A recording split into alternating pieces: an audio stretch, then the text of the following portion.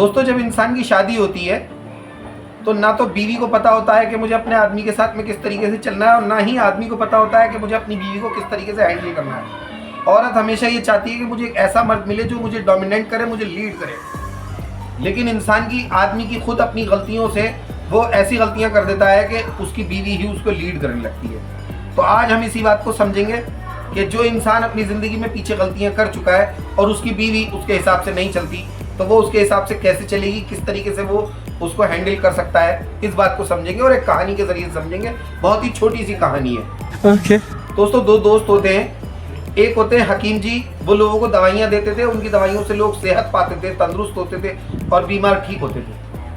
और एक उनके दोस्त होते हैं, वो आलिम होते हैं। आलिम यानी कि बहुत पढ़ा लिखा जो होता है, जिसको हर तरीके का ज्ञान होता है, उसे उर्दू में आलिम कहते हैं। तो वो दोनों दोस्त एक साथ बैठे होते हैं। उनके जो दोस्त होते हैं आलिम, वो पूछते हैं, यार हकीम जी, तुम सबको दवाइयाँ देते हो लेकिन तुम खुद कमज़ोर क्यों हुए जा रहे हो?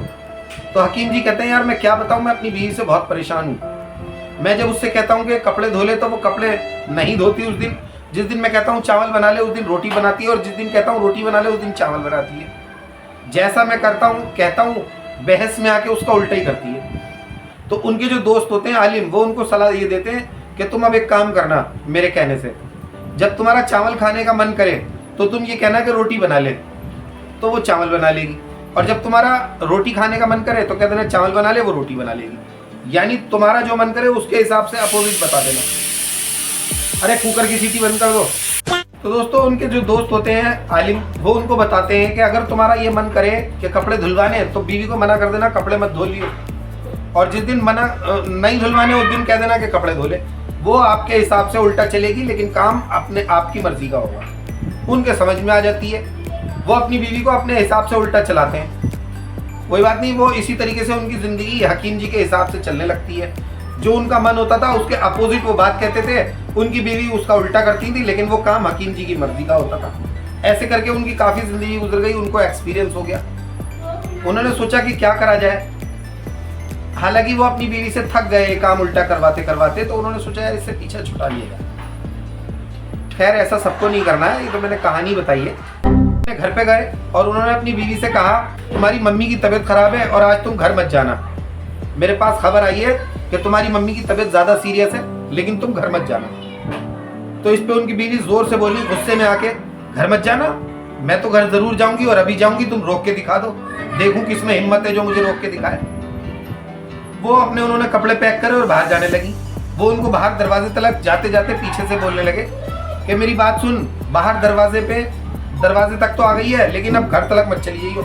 बोली, घर तो मैं जाके दिखाऊंगी, कोई रोक नहीं सकता। उन्होंने कहा, ऐसा? अच्छा चल, घर तो तू जा ही रही है, मानेगी तो तू है नहीं, ये जो भैंस बंधी है ये भैंस लेके मत जाइयो। तो बोली अच्छा। उन्होंने याद दिला दिया, बोली मैं भी जाऊंगी और मेरी भैंस भी जाएगी। भैंस की उन्होंने रस्सी खोली और भैंस को भी लेके चल दी। वो उनको आगे तलक हकीम जी पीछे पीछे छोड़ने के लिए गए। रास्ते में एक नदी पड़ी, नदी के लिए उन्होंने कहा हकीम जी ने अपनी बीवी से कि देख नदी आ गई है, नदी पार ना हो जाए। तो बोली मैं भी जाऊंगी, मेरी भैंस भी जाएगी और नदी भी पार होगी। वो नदी के अंदर चली गई। भैंस अक्सर करके पानी के अंदर तैर लेती है। उन्होंने क्या करा, वो उनकी बीवी ने भैंस की पूंछ पकड़ ली और वो तैरती हुई नदी पार करने लगी। जब वो नदी के बीच में चली गई तो हकीम जी उनसे बोले, देख नदी के बीच में चली गई है, भैंस की पूंछ मत छोड़ दियो, ये बता रहा हूं मैं तुझे। तो वो कहने लगी, मैं तो छोड़ूंगी, भैंस की पूंछ छोड़ूंगी। नदी के बीच में जाके उन्होंने हकीम जी के कहने के हिसाब से उल्टा काम करा और भैंस की पूंछ छोड़ दी। तो दोस्तों, अक्सर करके औरतों का दिमाग इसी तरीके से चलता है। उन्होंने भैंस की पूंछ छोड़ दी और वो नदी में डूब के मर गई।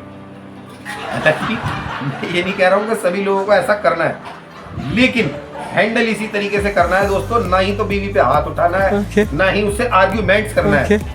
लेकिन अगर वो उल्टा चल रही है तो आपको भी उल्टा चलना पड़ेगा, तभी आप इस चीज को हैंडल कर सकते हैं।